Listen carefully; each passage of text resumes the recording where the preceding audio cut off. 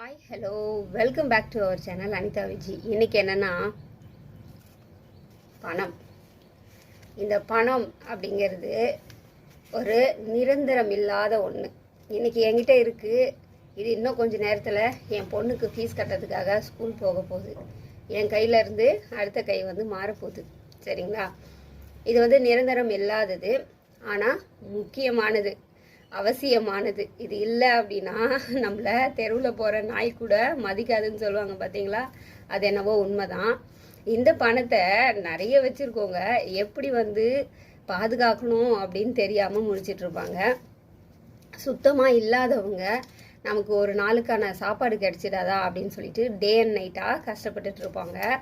இந்த மிடில் இருப்பாங்க பாருங்கள், அவங்க என்ன பண்ணுவாங்க அப்படின்னா அவங்களுக்கு தேவையான எல்லாத்தையும் பூர்த்தி செஞ்சுக்கிட்டு இன்னும் கொஞ்சம் நம்ம எப்படியாவது சேஃப்டி பண்ணலாமா, இந்த காசை நமக்கு ஃப்யூச்சருக்கு தேவைன்னு நம்ம ஏதாவது ஒன்று பண்ணணும் அப்படின்னு சொல்லிட்டு அவங்க பிளான் பண்ணுவாங்க. ஸோ இந்த மாதிரி நீங்கள் என்ன கேட்டகரி அப்படிங்கிறத மென்ஷன் பண்ணுங்கள்.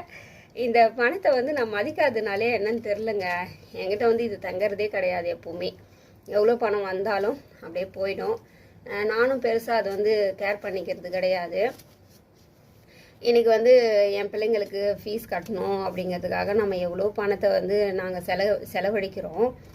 இந்த பணத்தெல்லாம் வச்சா ஊரில் பெரிய பில்டிங்கே கட்டியிருக்கலாம் போல இருக்குது. அவ்வளோ பணத்தை கத்தையாக கொண்டு போயிட்டு படிக்க வைக்கிறோம் பிள்ளைங்களை. நான் படித்தது, என் பையன், என் பொண்ணுன்னு சொல்லிட்டு இது வரைக்கும் அவங்க படித்த பணம்லாம் இருந்தாலே சூப்பரான பில்டிங் கட்டி ஊரில் ராஜாவாக வாழ்ந்துருக்கலாம் போல இருக்குது. ஆனால் அதை காட்டிலும் எங்களுக்கு கல்வி தான் ரொம்ப முக்கியம் அப்படின்னு சொல்லிட்டு கல்விக்காக நாங்கள் இதை செலவிடுறோம். ஏன்னா அந்த பில்டிங் கூட காற்று மழை வந்தால் இடிஞ்சு என்னென்ன ஆகும் அப்படின்னு தெரியாது. நம்ம எவ்வளோ ஸ்ட்ராங்காக கட்டி வச்சாலும் நம்மளுடைய இயற்கை என்ன செய்யும்னு நம்மளால் சொல்ல முடியாது. ஆனால் கல்வி அப்படிங்கிறது நம்மளுடைய உயிர் இருக்கிற வரைக்கும் நம்ம கூடவே இருக்கும். நம்மளை எல்லா இடங்கள்லையும் எந்த இடத்துலையும் தலைகுனிய விடாமல் நம்மளை பாதுகாக்கும். நம்ம யார்கிட்டையும் கையேந்த தேவையில்லை. யார்கிட்டையும் எனக்கு ஒன்றும் தெரியல, எனக்கு இதை பண்ணுங்க அதை பண்ணுங்க அப்படின்னு சொல்லிட்டு ரெக்வஸ்ட் பண்ண தேவையில்லை. இந்த மாதிரியெல்லாம் நம்மளை ஒரு பாதுகாப்பு அரணாக இருந்து பாதுகாக்குது. அதனால் அப்படிப்பட்ட கல்விக்கு செலவழிக்கிறதுல நான் ரொம்ப பெருமைப்படுறேன். இதை புரிஞ்சுக்கிட்டு பிள்ளைங்க நல்லா படித்தா போதும். பாய்.